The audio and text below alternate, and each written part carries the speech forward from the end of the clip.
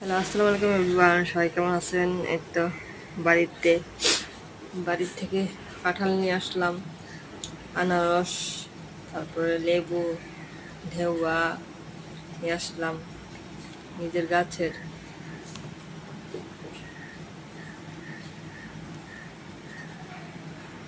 তারপরে ফুটকা মরিচ আছে, সব ফল আছে। আনারগুলো দেখতে পাচ্ছেন অনেক সুন্দর পেকে গেছে। তারপরে দিকে আপনারা কি বলেন কমেন্ট করে জানাবেন।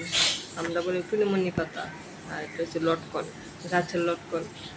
গাছে মশলা দিয়ে অনেক লটকন ধরছে। তারপরে নিজের জমির ধনিয়া পাতা নিয়ে আসলাম, সব নিয়ে আসছি।